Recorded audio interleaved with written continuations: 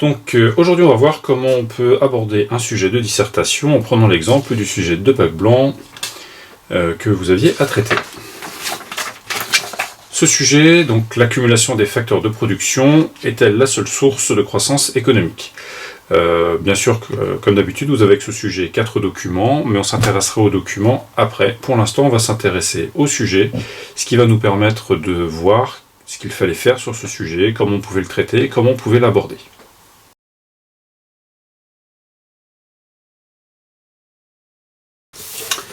Ce que je vous conseille, c'est de recopier le sujet au brouillon. Bien sûr, vous pouvez traiter directement sur le sujet lui-même, mais le fait de recopier le sujet au brouillon vous permet de vous le mettre dans l'esprit et de repérer quels sont les termes qui sont dedans. En l'occurrence, l'analyse du sujet, elle passe par plusieurs étapes. La première, c'est de repérer quels sont les termes importants. Alors moi, j'ai déjà mis le sujet pour gagner du temps. Donc, on voit accumulation des facteurs de production avec la notion de facteurs de production et la notion de croissance économique. Ceci, ce sont les notions qu'il va falloir définir dans le sujet, puisqu'on ne peut pas traiter le sujet si on ne traite pas ou on ne définit pas les notions qui sont abordées. Et puis, notion importante ici aussi, on voit qu'on nous parle de source de la croissance économique. Et donc la question qui se pose, c'est de savoir si ces facteurs de production sont effectivement la seule source de croissance économique. La manière dont est formulé le sujet suppose ou laisse supposer qu'il peut y avoir d'autres sources à la croissance économique. C'est donc autour de ça que va tourner notre sujet et c'est là-dessus qu'il va falloir axer les recherches, notamment en termes de connaissances, en se demandant bien quelle source de la croissance on connaît. Donc j'ai terminé la première étape, maintenant on passe à la deuxième étape. La deuxième étape, c'est donc de quelles connaissances on dispose pour traiter le sujet. Le premier point, puisque le sujet parle de l'accumulation des facteurs de production, c'est de se rappeler dans un premier temps à quoi correspond ce facteur et cette source de croissance. Donc, accumulation des facteurs. On doit se souvenir qu'il y a deux facteurs de production, le travail et le capital. Donc ça me permet déjà de voir que quand je vais devoir traiter le rôle des facteurs de production et de l'accumulation des facteurs de production, je vais pouvoir distinguer le rôle du travail et le rôle du capital. Assez spontanément, j'ai au moins deux sous-parties ici qui apparaissent dans la partie qui va traiter du rôle de l'accumulation des facteurs de production.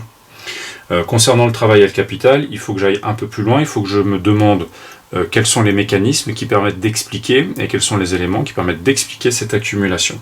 Concernant le travail, c'est lié à l'augmentation de la population, qui peut être liée au fait qu'il y a plus de naissances par exemple, donc une augmentation naturelle. Ça pourrait être lié aussi à l'immigration, au fait qu'on ait des travailleurs étrangers qui arrivent. Ça peut être lié aussi au changement de comportement, et notamment le travail féminin.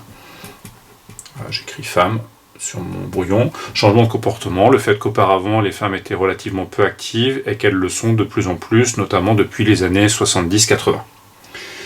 Le deuxième concerne le capital. La question est de savoir comment le capital va pouvoir augmenter et s'accumuler. Donc l'accumulation du capital, elle va passer notamment par l'investissement, c'est-à-dire l'acquisition de capital fixe par les entreprises. Avec ces éléments, je possède les explications de l'accumulation des facteurs. Il faut les relier à la croissance économique. Ici, la relation elle est relativement simple, puisqu'on sait que plus on utilise de facteurs, plus on produit. Donc là, la relation, elle est extrêmement simple, et je vais pouvoir l'utiliser deux fois, une fois pour le travail, une fois pour le capital. L'idée étant simplement que si je dispose de davantage de travailleurs en ce qui concerne le travail, eh bien je vais pouvoir produire davantage. Deux travailleurs font plus de travail qu'un seul travailleur. Attention, il n'y a pas d'augmentation de l'efficacité ou de la productivité ici. On est simplement sur une augmentation de la quantité, et donc une augmentation, j'ai envie de dire, linéaire et proportionnelle. 5 travailleurs feront 5 fois plus de travail qu'un travailleur. 2 machines permettra de produire 2 fois plus qu'une machine. Donc ça, c'est le premier facteur. Après, je dois me demander quelles sont les autres sources de la croissance je connais et que je vais pouvoir utiliser dans ce sujet. Les autres sources de la croissance, vont notamment concerner la PGF, donc productivité globale des facteurs, et le progrès technique. Donc la PGF et le progrès technique. La PGF, c'est notamment ce que Robert Solow appelle le résidu. Ce résidu, donc, qui correspond à la partie de la croissance qui n'est pas expliquée par l'augmentation des facteurs de production. Et donc, pour Robert Solow, ça correspond à un troisième facteur. Donc, je sais que je vais pouvoir développer au moins un paragraphe sur la PGF, avec l'idée assez simple que cette fois, j'augmente l'efficacité des facteurs de production.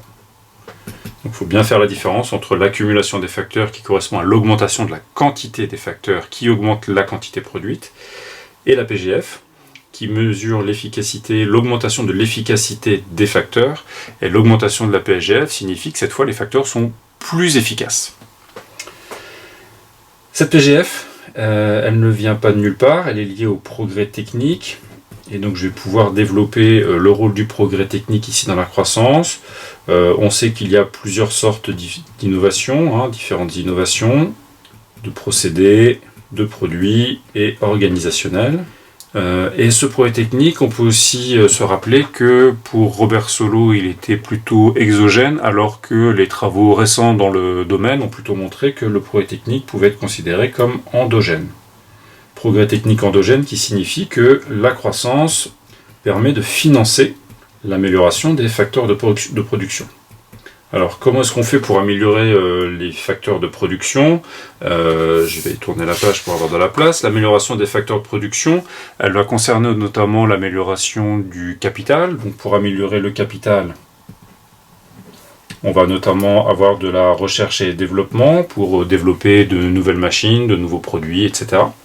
Et concernant le travail, ça va notamment être la formation et l'éducation. C'est ce qui correspond notamment à l'amélioration du capital humain. Et donc ici, on va pouvoir s'intéresser au rôle des dépenses, d'éducation notamment.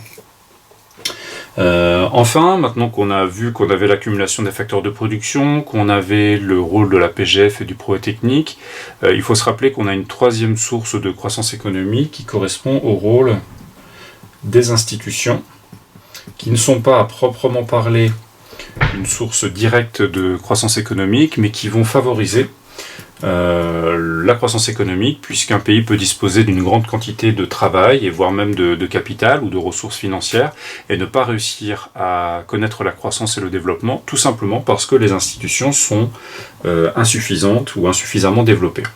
Et dans le rôle des institutions, on a vu deux choses, c'est l'incitation à investir, notamment à travers le rôle des droits de propriété, et l'incitation à innover, qu'on a travaillé, alors toujours à travers les droits de propriété, mais à travers un droit de propriété un peu particulier, puisque c'était le rôle des brevets, donc qui incitaient.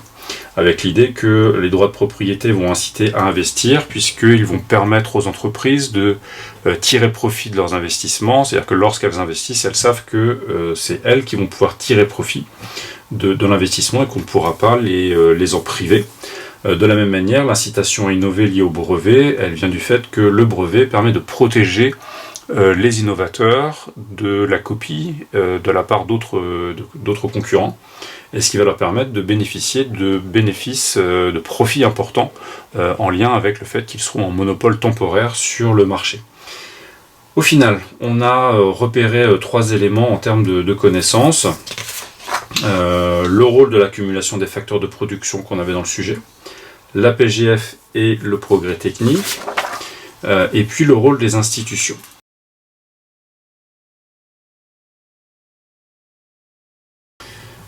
Donc maintenant on arrive à la troisième étape de notre dissertation et de notre travail sur la dissertation, c'est-à-dire de travailler sur le rôle des différents documents et l'analyse de ces différents documents en se posant la question de savoir comment on peut les relier aux connaissances que l'on a dégagées avant l'analyse des documents. C'est vraiment important de traiter les étapes dans cet ordre-là. Si vous traitez les documents en premier, par exemple, ici vous risquez de passer à côté de certains aspects, les 4 documents ne couvrant pas la totalité des éléments abordés dans la dissertation.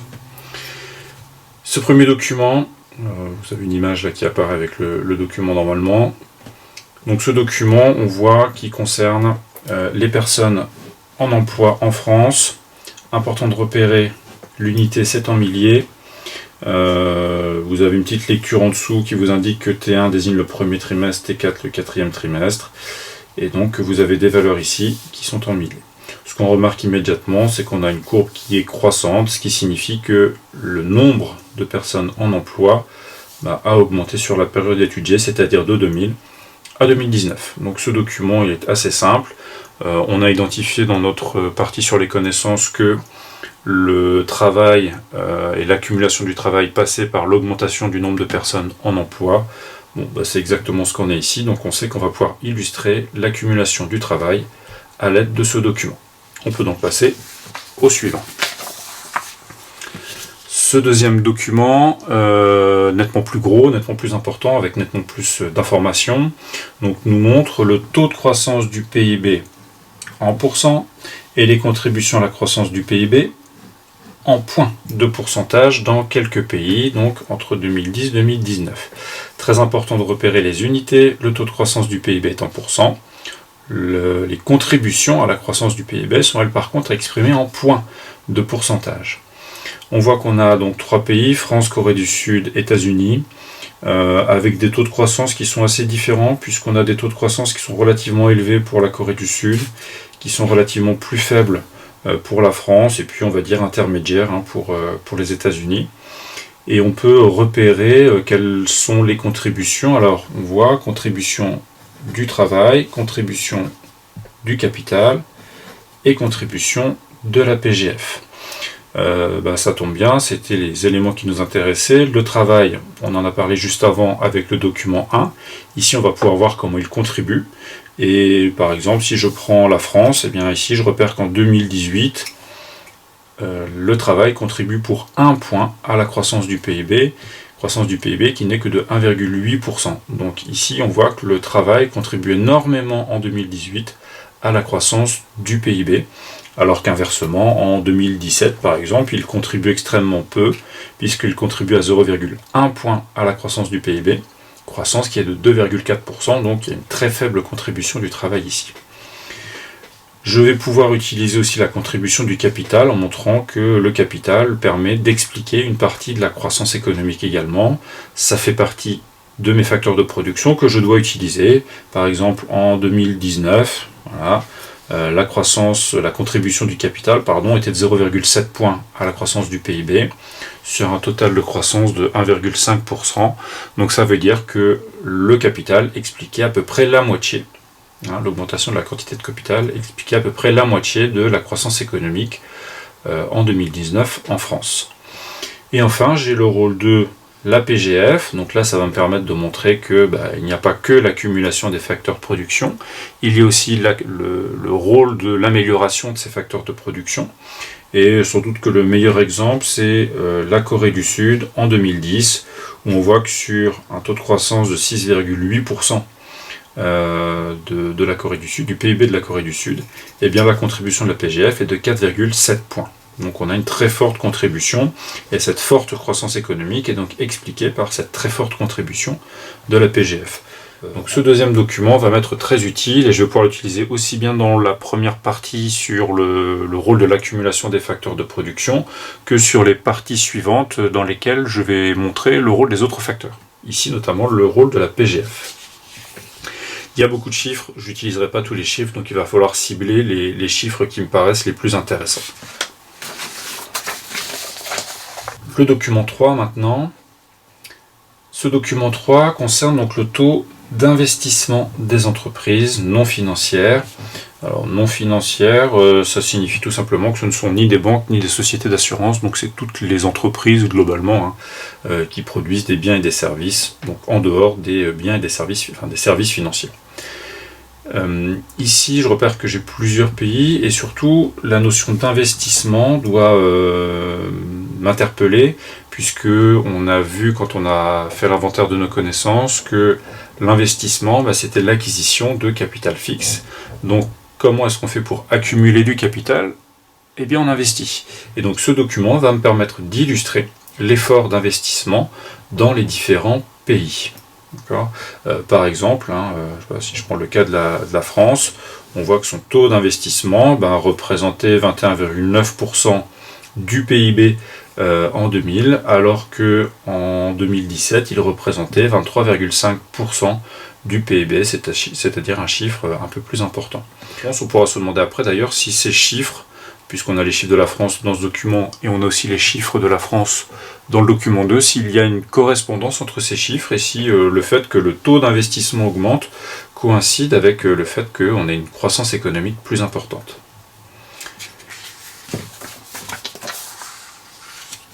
Il nous reste le document 4, et donc ce document 4 nous montre l'évolution du montant de la dépense intérieure d'éducation, donc avec deux valeurs, en milliards c'est ici, et donc ça sera l'échelle de droite, et sa part dans le PIB en pourcent, la part en PIB, dans le PIB en pourcent, elle est ici, donc ça sera l'échelle de gauche, avec donc, si je regarde, on m'indique bien, part de la DIE dans le PIB, elle est ici, d'accord, et donc ce sont les colonnes, alors que la dépense intérieure d'éducation, j'ai l'indication ici, c'est bien les petites billes ici, le graphique, la courbe qui monte, et donc qui sera lu sur cette échelle de droite.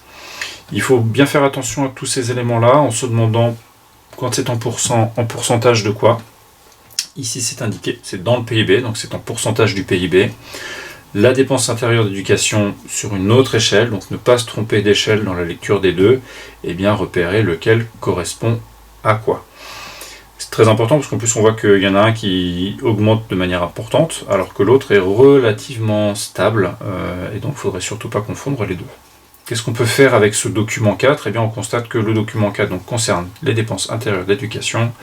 Quand on a fait l'inventaire de nos connaissances, on a constaté que le progrès technique pouvait venir, et l'augmentation de la productivité globale des facteurs pouvait venir justement de l'augmentation des dépenses d'éducation, puisque ça allait permettre d'améliorer le capital humain. Donc ici, c'est un facteur qu'on va pouvoir prendre en compte, et notamment qui va pouvoir expliquer le caractère endogène de la croissance économique et du progrès technique, puisque grâce à la croissance économique, on dispose de fonds supplémentaires qui vont permettre de financer les dépenses intérieures d'éducation.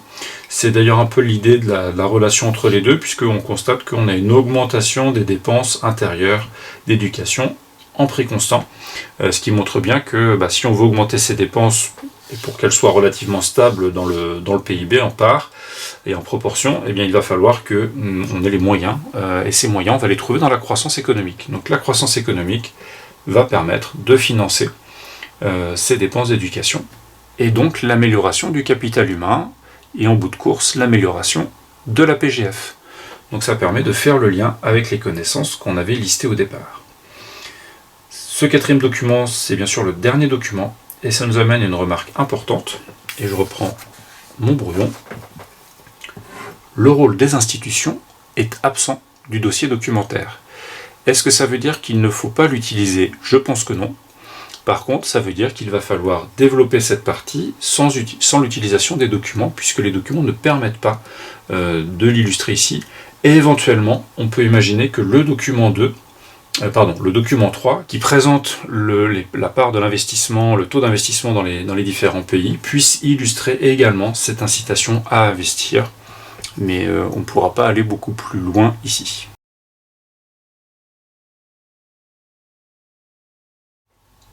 On arrive donc à la dernière étape de notre dissertation et de notre brouillon, c'est de réaliser le plan de cette dissertation.